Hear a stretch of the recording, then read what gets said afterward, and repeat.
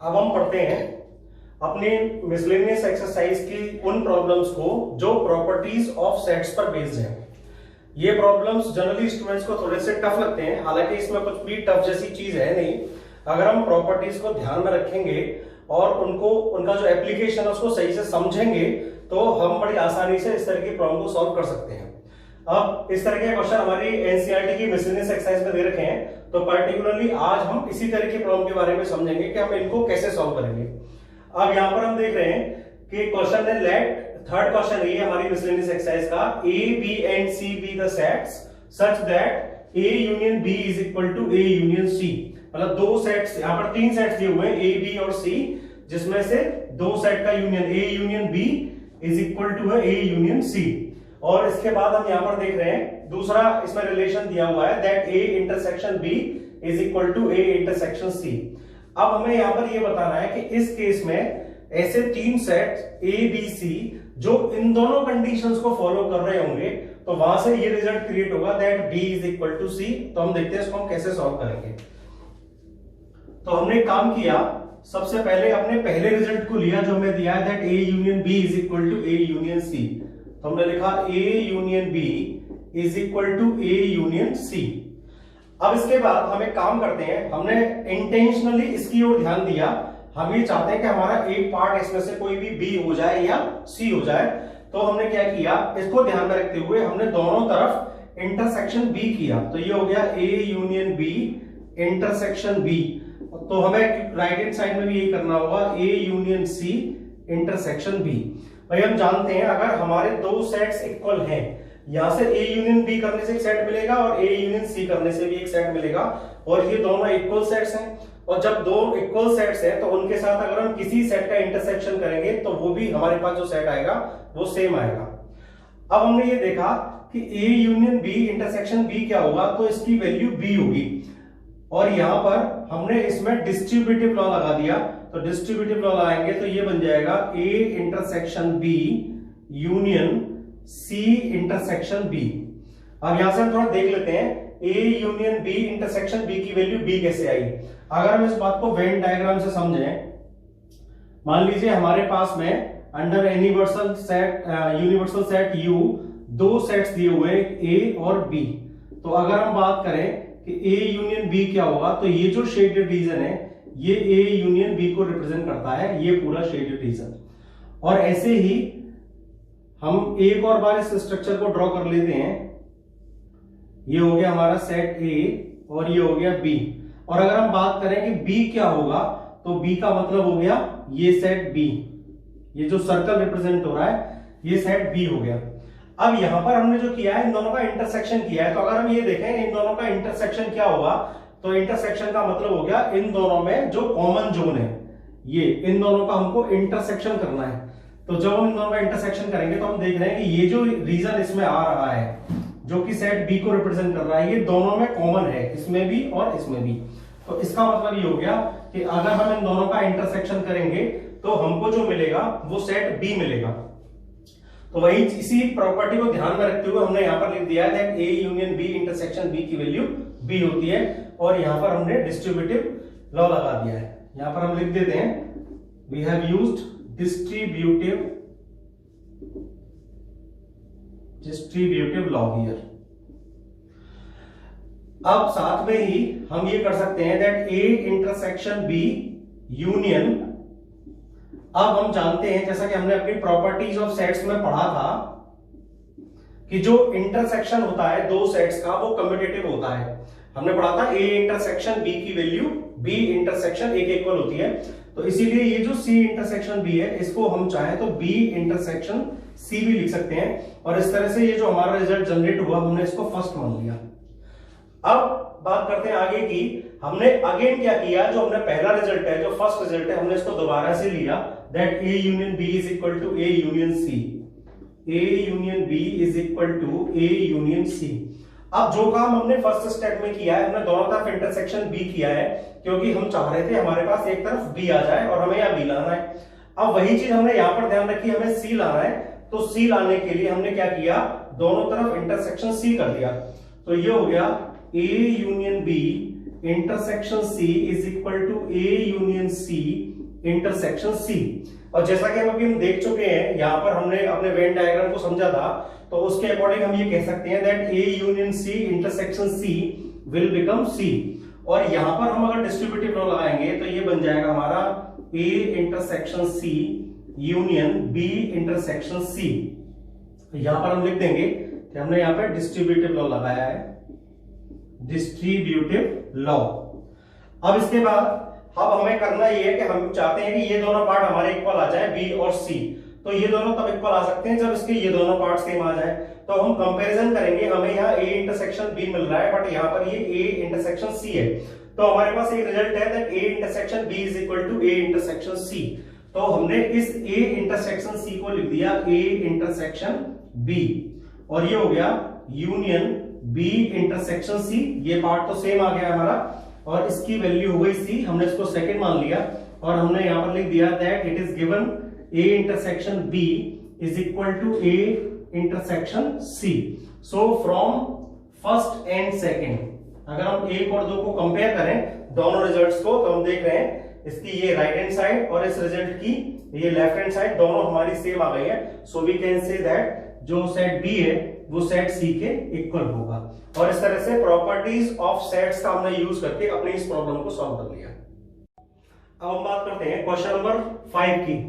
Question number 5 में ये show करना है, show that if a is a subset of b then c minus b is a subset of c minus ए।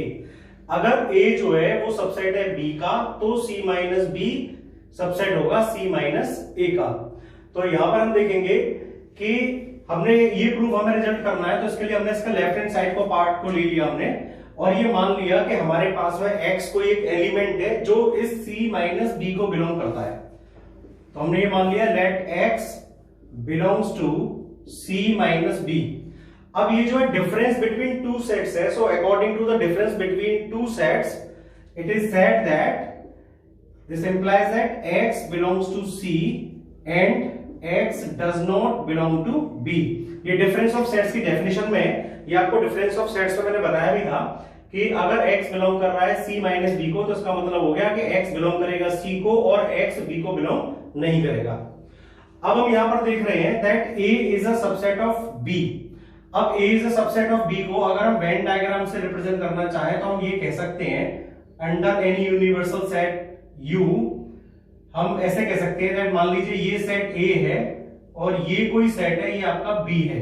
तो यहां से ये क्लियर हो रहा है that A is a subset of B।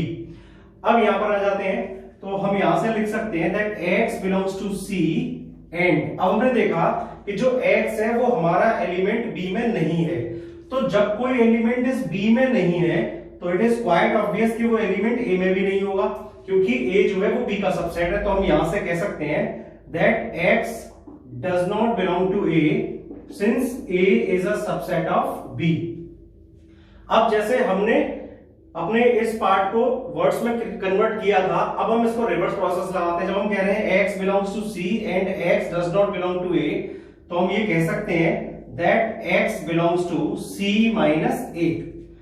अब हम बात करते हैं सबसेट की डेफिनेशन पे। तो सबसेट की डेफिनेशन हमारी इस तरह से थी that if x belongs to A implies that x belongs to B, then we can say that A is a subset of B। तो यहां पर भी हम ये देख रहे हैं, अगर हम इस फर्स्ट स्टेटमेंट को इस लास्ट स्टेटमेंट को कंबाइन करें that x belongs to C minus B implies that x belongs to C minus A, so simply we can conclude that C minus A is a subset of C minus B। और इस तरह से हमने अपने इस result को भी यहां पर प्रूव कर दिया यूजिंग प्रॉपर्टीज ऑफ सेट्स। अब हमारा क्वेश्चन नंबर 6 है, assume that power set of A is equal to power set of B, show that A is equal to B। मतलब इसमें ये कहा गया है कि मान लीजिए power set of A power set of B के इक्वल है तो A की वैल्यू B के इक्वल होगी, यानी A और B दोनों सेम सेट होंगे। इस प्रॉब्लम को समझने के लिए, क्योंकि जनरली पावर सेट से रिलेटेड इस तरह की जो प्रॉब्लम होती हैं ये थोड़ी सी टिपिकल लगती हैं, इसके लिए हम एक छोटा सा एग्जांपल लेके पहले इसकी सिचुएशन को समझ ले रहे हैं, इसके सॉल्यूशन की, और उसके बाद हम प्रॉपर्टीज ऑफ सेट का यूज करके इसको समझेंगे कि कैसे हम इसको यहाँ पे शो करेंगे। जैसे मान लीजिए हमारे पास में कोई एक सेट है, हमने एक एग्जांपल ले लिया, हमारे पास में कोई एक सेट है और इसके एलिमेंट है 1 और 2। अब हमें इसका पावर सेट निकालना है, power set of A find out करना है। तो हम जानते हैं कि किसी भी सेट का पावर सेट निकालने के लिए हम एक ऐसा सेट लेते हैं जिसके अंदर उस सेट के सभी सबसेट्स का कलेक्शन हो। यानी अगर हमें इस ए का पावर सेट फाइंड आउट करना है तो पहले हमें इस सेट के सारे सबसेट चाहिए। तो अगर हम सबसेट्स की बात करें तो हमारे सबसेट्स हो गए, जैसे 1 हो गया, ये 2 को कंटेन करने वाला सेट हो गया, एक ये हो गया, इसमें 1 और 2 एलिमेंट्स आएंगे, और एक हो गया 5। तो जब हम power set of A find out करेंगे तो इसका मतलब हो जाएगा एक सेट बनाना है जिसमें ये सारे एलिमेंट आ जाएंगे। 1 आ गया, ये वाला 2 सेट आ गया, ये 1 और 2 को कंटेन करने वाला सेट आ गया, और आ गया 5। तो ये हो गया पावर सेट ऑफ ए। अब एक इंपॉर्टेंट बात, जैसे मान लीजिए हमने इस 1 एलिमेंट की बात की, हमने इस 1 की बात की, तो 1 बिलोंग कर रहा है ए को, 1 हमारा ए में है। तो अगर हम इस 1 को यहां देखें पावर सेट ऑफ ए में, तो यहां पर ये एक सेट बन चुका है 1। तो हम ये कहेंगे दैट ये 1 जो है ये बिलोंग करेगा पावर सेट ऑफ ए को। यानी 1 एलिमेंट अगर सेट ए को बिलोंग कर रहा है तो 1 एलिमेंट को कंटेन करने वाला जो सेट होगा वो पावर सेट ऑफ ए को बिलोंग करेगा। इस प्रॉपर्टी का यूज यहां पर होना है। अब समझते इसको कैसे करेंगे हम। अब हमें शो करना है that A is equal to B. तो सबसे पहले हमने मान लिया कि मान लीजिए हमारे पास में कोई एक एलिमेंट एक्स है, लेट एक्स, और ये बिलोंग करता है हमारे सेट ए को। तो जब x a को बिलोंग कर रहा है तो जैसा कि हमने अभी देखा है कि तो हम अगर इसका एक सेट बना दें तो ये बिलोंग करेगा पावर सेट ऑफ a को। अब आगे की बात ये है, हम यहां से देख रहे हैं कि पावर सेट ऑफ a जो है वो पावर सेट ऑफ b के इक्वल है। So we can say that this implies that this set containing element x belongs to power set of b because power set of a is equal to power set of b। अब यहां से हम ये कह सकते हैं, subsets की definition से हम यहां से कंक्लूड करेंगे। अभी हम यहां पर एक लाइन और देखें, यहां पर हम कह सकते हैं that x belongs to b। जैसे हमने यहां पर देखा था कि x एक एलिमेंट है जो a को बिलोंग कर रहा है, तो x को कंटेन करने वाला set power set of a को बिलोंग करेगा। अब power set of a power set of b के इक्वल है, तो इसका मतलब ये जो सेट है पावर सेट ऑफ b को बिलोंग करेगा। अब बात आती है इसका रिवर्स प्रोसेस कि अगर ये सेट जिसमें x एलिमेंट है वो पावर सेट ऑफ b को बिलोंग कर रहा है तो वो जो एलिमेंट है वो b को बिलोंग करेगा। अब सबसेट्स की डेफिनेशन में आ जाते हैं। Because x belongs to a implies that x belongs to b, so we can say that therefore we can say that a is a subset of b, और हमने इसको अपना पहला रिजल्ट मान लिया। अब आगे बढ़ते हैं। अब इसी तरह से हमने कोई एक एलिमेंट y ले लिया, मान लीजिए हमारा y कोई एलिमेंट है और ये बिलोंग करता है b को। यहां पर ये जो हमारा b सेट है, हमारा y बिलोंग करता है b को, तो जो सेट बनेगा जिसमें y एलिमेंट होगा वो बिलोंग करेगा पावर सेट ऑफ b को। अब सेम जो ये बिलोंग करेगा पावर सेट ऑफ a को भी, क्योंकि पावर सेट ऑफ a जो है वो पावर सेट ऑफ b के इक्वल है, ये दिया हुआ है। अब ऐसे ही हम यहां से कंक्लूड कर सकते हैं कि y जो एलिमेंट है वो बिलोंग करेगा हमारा सेट a को।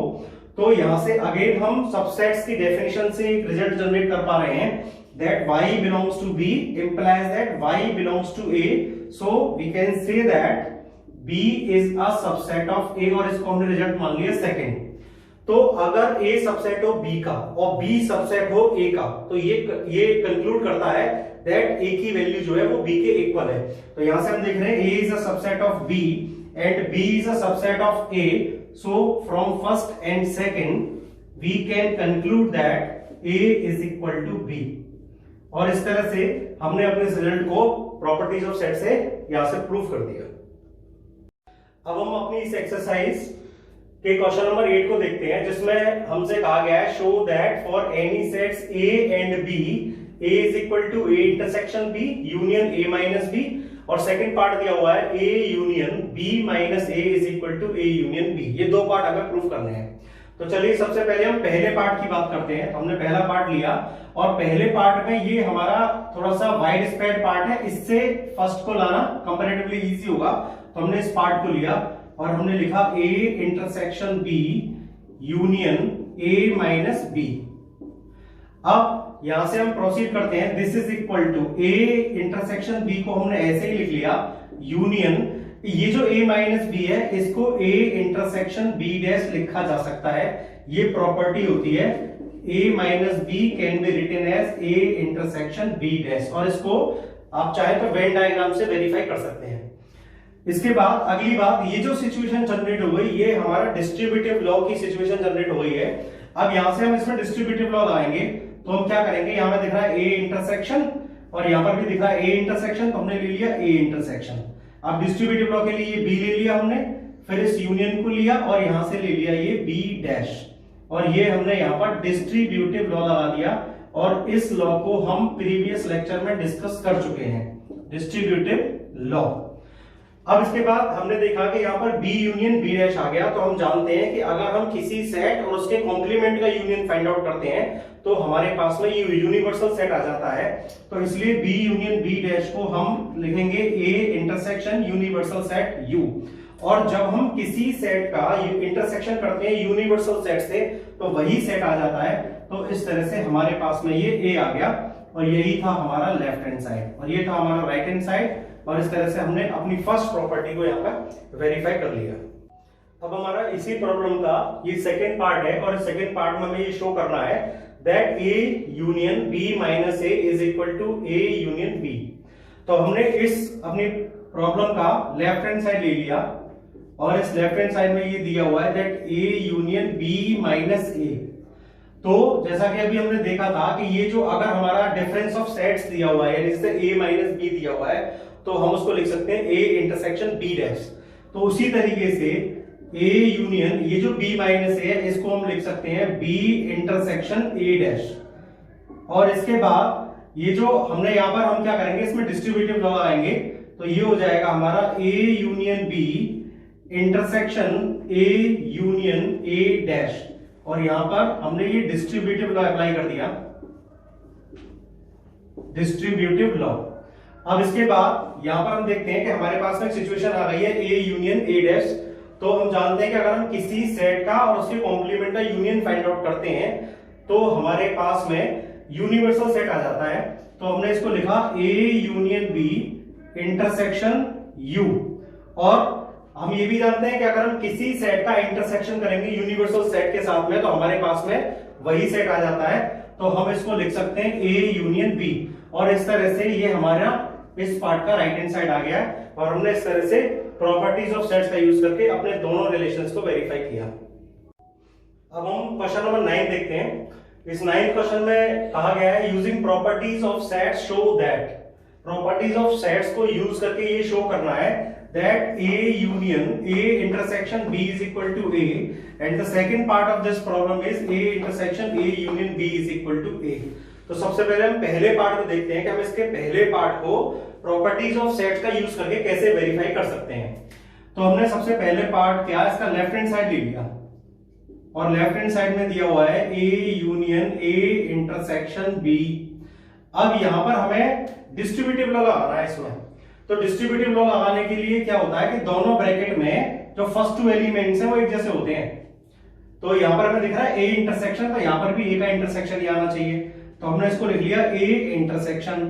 अब यहां पर अगर हम इस A का इंटरसेक्शन यूनिवर्सल सेट U से कर दें तो कोई नेगेटिव इंपैक्ट नहीं पड़ेगा, यानी हमारे पास में वापस A ही आ जाएगा, क्योंकि हम जानते हैं A intersection, we know that suppose A intersection universal set U कर दें तो वापस हमारे पास में A ही आ जाएगा, तो इसलिए हम इसको ये भी लिख सकते हैं। अब डिस्ट्रीब्यूटिव लॉ लगाते हैं, तो डिस्ट्रीब्यूटिव लॉ लगाएंगे तो A इंटरसेक्शन क्योंकि दोनों में A इंटरसेक्शन है। अब यहां से तो यूनिवर्सल सेट U ले लिया, उसके बाद में हमने ये मिडिल में जो हमें रिलेशन दे रखा है ये U लगा दिया, ये यहां पर ये यूनियन है, ये यूनिवर्सल सेट है, तो यूनिवर्सल सेट यूनियन, अब यहां से ये आ गया B। तो अब आगे की बात ये हमारा यहां पर लग गया डिस्ट्रीब्यूटिव लॉ, डिस्ट्रीब्यूटिव लॉ। अब इसके बाद ये हमने देखा कि हम जानते हैं कि अगर हम किसी सेट का यूनियन करते हैं यूनिवर्सल सेट के साथ में तो हमारे पास में यूनिवर्सल सेट ही आएगा, तो ये हो गया A intersection universal set U। और अगेन वी नो दैट अगर हम इंटरसेक्शन कर दें किसी सेट का यूनिवर्सल सेट के साथ में, तो हमारे पास में वापस वही सेट आ जाता है। तो इस तरह से हमें यह मिल गया ए, और यही हमारी प्रॉब्लम का राइट हैंड साइड था, और इस तरह से ये लेफ्ट हैंड साइड और राइट हैंड साइड की वैल्यू हमारी सेम आ गई। अब हम अपनी इस प्रॉब्लम का सेकंड पार्ट देखते हैं। यहां पर हमें शो करना है that A intersection A union B is equal to ए।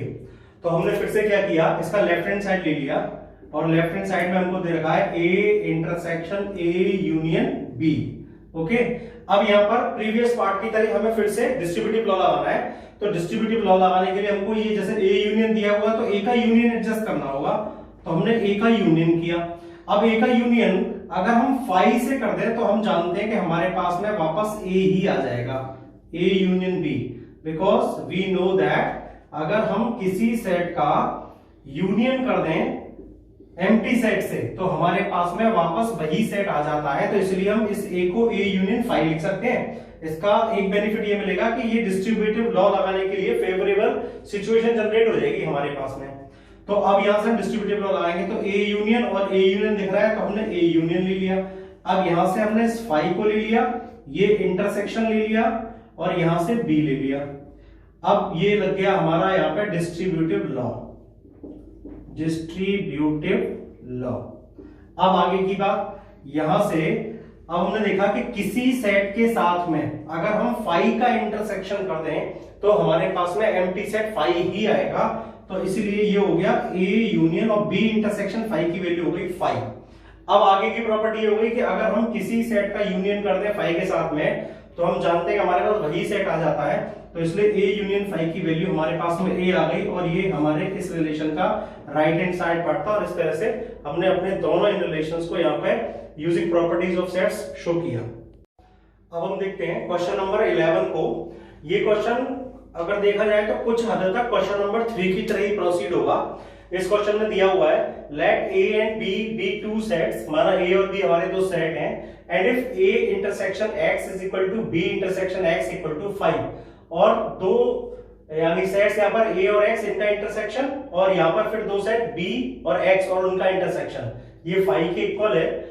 और ये कहा गया है that A union X is equal to B union X for some set X, किसी सेट एक्स के लिए।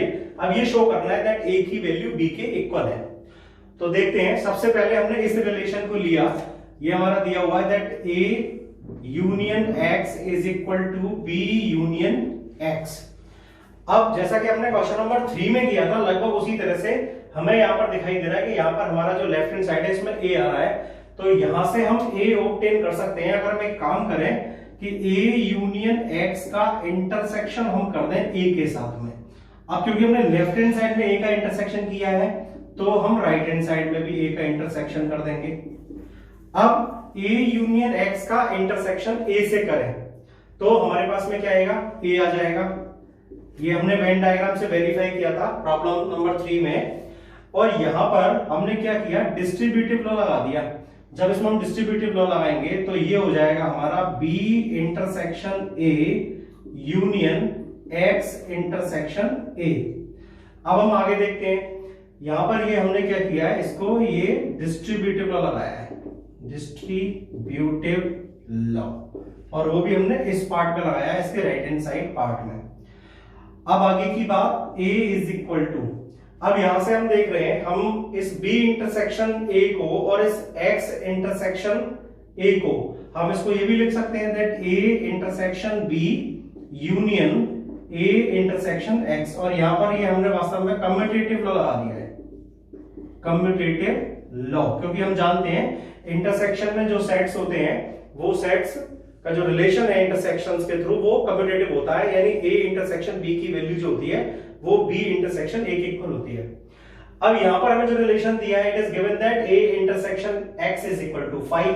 तो हमने क्या किया, इस यहां पर इसको लिखा a इंटरसेक्शन b यूनियन, और इसको हमने यहां पर 5 लिख दिया because it is given that a intersection x is equal to 5। और क्योंकि हम अब ये भी जानते हैं कि अगर हम किसी एम्प्टी सेट का किसी सेट के साथ में यूनियन फाइंड आउट करेंगे तो हमें वही सेट मिल जाएगा।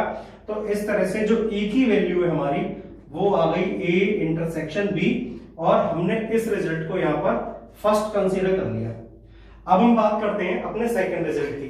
तो सेकंड रिजल्ट को लाने के लिए यानी अब हमें a की वैल्यू को b लेके आना है, तो हमने क्या किया, अगेन इस रिजल्ट को ले लिया that a union x is equal to b union x।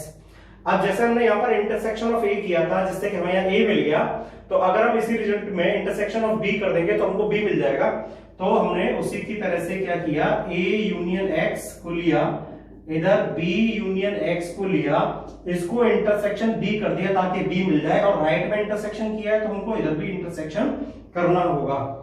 अब इससे क्या होगा कि यहाँ पर ये जो रिजल्ट है ये हमको b मिल गया। अब ये जो लेफ्ट हैंड साइड है इसमें हम अगेन पहले की तरह से डिस्ट्रीब्यूटिव लॉ लगाएंगे, तो डिस्ट्रीब्यूटिव लॉ लगाने से ये बन जाएगा हमारा a intersection b union x intersection b। अब आगे की बात, यहां पर हम देखते हैं कि a इंटरसेक्शन b हमारा रिजल्ट आ गया, तो हमने इसको a इंटरसेक्शन b को इधर ही लिखा, इसके साथ में हमारा यूनियन दिया हुआ है, ये हमने यूनियन लिखा, और यहाँ पर हम जानते हैं कि ये जो b इंटरसेक्शन x है, इसको यहाँ पर x इंटरसेक्शन b दिया हुआ है, इसको हम b इंटरसेक्शन x भी लिख सकते हैं, क्योंकि इंटरसेक्शन जो होता है वो कम्यूटेटिव होता है और इसकी वैल्यू जो है हमारी ये b है। आगे की बात, ये हमारा हो गया a इंटरसेक्शन b यूनियन। अब हम बात करते हैं, यहां पर हम देख रहे हैं कि यहाँ पर b इंटरसेक्शन x की जो वैल्यू है वो 5 है, तो हमारा इस तरह से b इंटरसेक्शन x यहाँ पर 5 आ गया और उसकी वैल्यू b हो गई। अब इसके बाद हम ये जानते हैं किसी सेट का अगर हम यूनियन करेंगे 5 से तो हमें वापस वही सेट मिल जाएगा, तो इसलिए जब हमने a इंटरसेक्शन b का यूनियन किया 5 से तो हमको वापस मिल गया a इंटरसेक्शन b, और ये वैल्यू हमारी b के इक्वल है, इसको हमने सेकंड रिजल्ट मान लिया। और from first and second we can conclude that ये जो वैल्यू b की है ये भी a इंटरसेक्शन b है, ये जो वैल्यू a की है ये भी a इंटरसेक्शन b है, so it is quite clear that here a is equal to b। और इस तरह से ये हमने सारे क्वेश्चंस को प्रॉपर्टीज ऑफ सेट से वेरीफाई किया। अब हमारा नेक्स्ट एग्जांपल 30 है, ये हमारा एनसीईआरटी का एग्जांपल है। इसमें कहा गया है show that a union b is equal to a intersection b implies a is equal to b, यानी अगर a यूनियन b की वैल्यू a इंटरसेक्शन b के इक्वल है तो a की वैल्यू b के इक्वल होगी।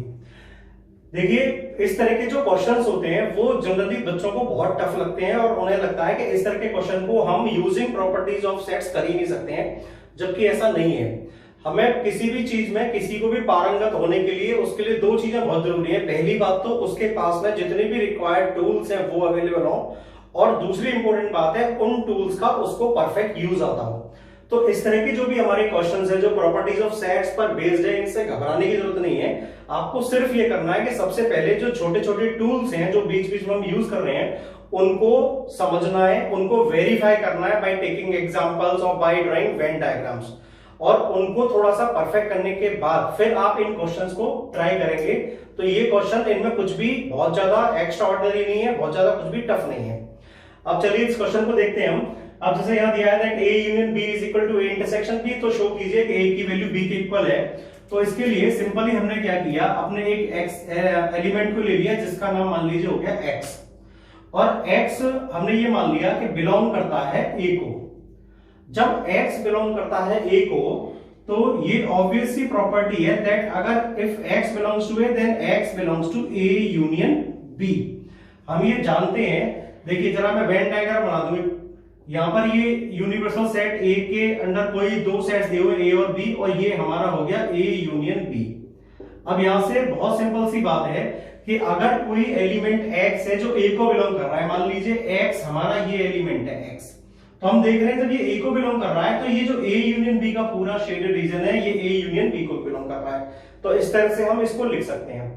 अब अगली बात ये है कि A यूनियन B की वैल्यू यहाँ A इंटरसेक्शन B के इक्वल दे रखी है, तो हम कह सकते हैं that x belongs to A intersection B because particularly here A union B is equal to A intersection B। अब ऐसे ही आगे की बात करते हैं, A intersection B देखते हैं कि मान लीजिए हमें A intersection B देखना हो तो हम वेन डायग्राम से देख सकते हैं। ये हमारा सेट A है, ये हमारा सेट B है, तो ये A intersection B का रिप्रेजेंटेटिव है। तो अगर कोई एलिमेंट A इंटरसेक्शन B को बिलोंग कर रहा है, मान लीजिए ये हमारा एलिमेंट है और ये एलिमेंट हमारा ए इंटरसेक्शन बी में है, तो इट इज क्वाइट ऑब्वियस कि ये हमारा एलिमेंट इस सेट बी के अंदर ही आ रहा है। तो जब बी में आ रहा है तो हम इसको यहां से फर्दर लिख सकते हैं, then this implies that X belongs to B.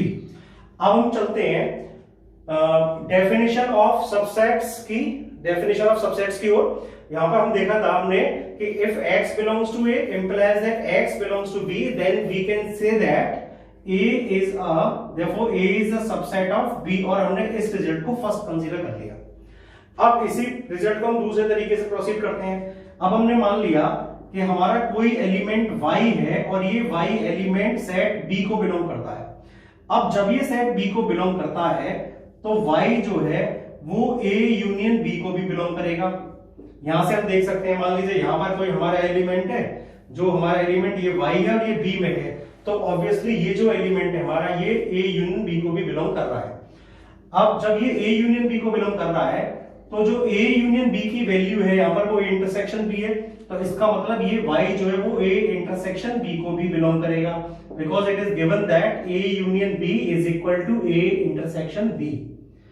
अब आगे की बात कि अगर कोई एलिमेंट A इंटरसेक्शन B में बिलोंग कर रहा है, कोई एलिमेंट y है, मान लीजिए यहां वो एलिमेंट y है, तो ये एलिमेंट जब A इंटरसेक्शन B में बिलोंग कर रहा है तो ये एलिमेंट A में भी बिलोंग करेगा। तो इसीलिए हम ये कह सकते हैं that y belongs to A। अब यहां से हमने ये देखा सबसेट्स की डेफिनेशन के according y belongs to B implies that y belongs to A, so we can say that here therefore B is a subset of A, और इस रिजल्ट को हमने सेकंड मान लिया। अब हम जानते हैं if A is a subset of B and B is a subset of A, then A is equal to B. So from first and second we can conclude that A is equal to B, और इस तरह से हमने अपने इस result को यहाँ पर प्रॉपर्टी ऑफ सेट से वेरीफाई कर दिया। अब हम देखते हैं एग्जांपल 31 को, and in this example it is given that for any sets A and B show that power set of A intersection B is equal to power set of A intersection power set of B। यानी अगर दो set A और B दिए हुए हैं तो A intersection B का power set जो होगा वो इक्वल आएगा power set of A intersection power set of B के। तो इस क्वेश्चन को हम वेरीफाई करेंगे, तो इसके लिए हम एक छोटे से एग्जांपल की हेल्प ले लेते हैं, जिससे हमें ये क्वेश्चन बिल्कुल क्लियर समझ में आ जाएगा कि इस क्वेश्चन में क्या पूछा गया है और हम उसको कैसे एक्सप्लेन करने वाले हैं। तो एक हम एग्जांपल ले लेते हैं। मान लीजिए हमारे पास में कोई एक सेट A है और इस A सेट में हमारे पास एलिमेंट्स है 1 और 2, और एक सेट B है और इस सेट B में हमारे पास एलिमेंट है 2। अब अगर हम बात करें A इंटरसेक्शन B की, तो A इंटरसेक्शन B आएगा हमारे पास में ये 2। तो अब जैसा कि इसमें दिया हुआ है, सबसे पहले हमें फाइंड आउट करना है power set of A intersection B। तो power set of A intersection B जो हम निकालेंगे, power set of A intersection B, तो उसमें इस A इंटरसेक्शन B जो सेट है हमारा, इसके सभी सबसेट्स को लेंगे। तो एक तो यही आ गया 2 और एक हो गया एलिमेंट इसका 5, ये हो गया power set of A intersection B। अब बात आती है पावर सेट ऑफ A की। तो यहां पर हमने देखा पावर सेट ऑफ A की अगर हम बात करें तो पावर सेट ऑफ A हम जब फाइंड आउट करेंगे तो इसमें हमारे ये सेट्स आएंगे, 1 कंटेन करने वाला, 2 कंटेन करने वाला, 1 और 2 कंटेन करने वाला, और ये 5। ऐसे ही अगर हम बात करें पावर सेट ऑफ B की, तो ये इस तरह से हमारा पावर सेट ऑफ B आ गया। अब अगर हम कहेंगे power set of A intersection, power set of A intersection power set of B क्या होगा, तो हम यहां पर देख रहे हैं कि पावर सेट ऑफ A ये हो गया हमारा, पावर सेट ऑफ B इसके अंदर जो कॉमन एलिमेंट्स हैं, तो ये एलिमेंट है जो इन दोनों में कॉमन दिखाई दे रहे हैं हमको, तो इसकी वैल्यू आ गई हमारे पास में यहां पर ये। अब क्लियरली दिख रहा है हमको कि power set of A intersection B की जो वैल्यू है वही power set of A intersection power set of B की वैल्यू की इक्वल आई है। अब इस बात को हमने एक एग्जांपल से देखा था, अब हम प्रॉपर्टीज ऑफ सेट्स का यूज करते हुए इस बात को वेरीफाई करेंगे इन अ जनरलाइज्ड वे। तो यहां पर हम देखेंगे हमें जैसे लेफ्ट हैंड साइड दिया है power set of A intersection B, तो let this element belongs to power set of A intersection B। इस सिचुएशन को हम यहां से देख सकते हैं कि ये जो हमारा एलिमेंट है ये बिलोंग कर रहा है power set of A intersection B को, तो ऐसे ही हमने कोई एक आर्बिट्रेरी एलिमेंट x ले लिया, ये बिलोंग कर रहा है हमारा power set of A intersection B को। अब यहां से हम कंक्लूड कर सकते हैं कि अगर ये जो हमारा सिंगलटन सेट है ये power set of A intersection B को बिलोंग कर रहा है, so we can conclude that x belongs to A intersection B। तो जो हमारा x एलिमेंट होगा वो इंटरसेक्शन B को बिलोंग करेगा। तो हम यहां से देख सकते हैं कि ये जो सेट था ये बिलोंग कर रहा था power set of A intersection B को, जबकि इसके अंदर वाला जो एलिमेंट है ये जो 2, ये 2 A इंटरसेक्शन B को बिलोंग कर रहा है। तो वही हमने यहाँ पर लिख दिया that x belongs to A intersection B। अब हम जानते हैं कि अगर कोई एलिमेंट A इंटरसेक्शन B को बिलोंग करता है तो इसका मतलब होता है that x belongs to A and x belongs to B। अब यहां पर इस बात को हम देख भी सकते हैं कि अगर हम 2 की बात करें तो ये जो 2 है ये हमारा A को भी बिलोंग कर रहा है और ये 2 हमारा B को भी बिलोंग कर रहा है। अब बात आती है कि अगर x A को बिलोंग कर रहा है और x B को बिलोंग कर रहा है तो इसको अगर हम एक सेट की फॉर्म में लिख दें इस x को, तो ये बिलोंग करेगा पावर सेट ऑफ A को। ऐसे ही ये जो सेट बनेगा हमारा singleton set containing element x, ये बिलोंग करेगा पावर सेट ऑफ B को। वो फिर हम अगेन यहां से देख सकते हैं कि देखिए ये जो हमारा सेट है ये बिलोंग कर रहा है पावर सेट ऑफ A को और इन द सेम वे ये बिलोंग कर रहा है पावर सेट ऑफ B को। अब यहां से डेफिनेशन ऑफ सेट से हम देखते हैं यहां पर ये जो हमारा x है ये बिलोंग कर रहा है पावर सेट ऑफ A को एंड x बिलोंग कर रहा है पावर सेट ऑफ B को। तो हम ये कह सकते हैं कि ये जो सेट है हमारा सिंगलटन सेट ये बिलोंग करेगा power set of A intersection, क्योंकि यहां पर एंड है पावर सेट ऑफ B को। So by the definition of intersection, by the definition of subsets, तो हम ये कह सकते हैं if this belongs to power set of A intersection B implies that this element belongs to power set of A intersection power set of B. So we conclude that power set of A intersection B is a subset of power set of A intersection power set of B। और हमने अपने इस result को मान लिया first. अब हम आगे कंटिन्यू करते हैं। अब हमने क्या किया कि अगेन मान लिया कि हमारा कोई ये सिंगलटन सेट है कंटेनिंग एलिमेंट y, ये बिलोंग करता है power set of A intersection power set of B को, यानी right hand side of this statement को। अब जैसा कि अभी हमने देखा था उसी के अकॉर्डिंग हम इसे प्रोसीड करेंगे। This implies that this set will belongs to power set of A and power set of B, क्योंकि इंटरसेक्शन जो है हमारा एंड का रिप्रेजेंटेटिव होता है। So this statement can again be written as this set belongs to power set of A and this set again belongs to power set of B। अब यहां से हम देखते हैं कि अगर ये जो सेट है जिसमें y एलिमेंट है वो पावर सेट ऑफ A को बिलोंग कर रहा है, तो इसका मतलब हो गया कि y बिलोंग करेगा सेट A को, और ऐसे ही यहां पर हम देखें y बिलोंग करेगा हमारा सेट B को। अब बात आती है कि y अगर बिलोंग करता है A को और y बिलोंग करता है B को, so it can be said that y belongs to A intersection B। और जब y बिलोंग करता है A इंटरसेक्शन B को, तो इस y को कंटेन करने वाला जो सेट होगा वो बिलोंग करेगा power set of A intersection B को, from the definition of power set. और इस स्टेटमेंट को अब इसके बाद हमने क्या किया, so we conclude therefore this belongs to power set of A intersection power set of B and this belongs to power set of, this implies that this belongs to power set of A intersection B. So from the definition of subset we can say that power set of A intersection power set of B is a subset of power set of A intersection B, और हमने इसको second अपना result मान लिया। So from first and second we can conclude that if A is a subset of B and B is a subset of A, then we say that A is equal to B. In the same manner we can say that power set of A intersection B is equal to power set of A intersection power set of B। और इस तरह से हमारे यहाँ पर जो result है जो हमसे पूछा गया था हमने उस रिजल्ट को शो कर दिया।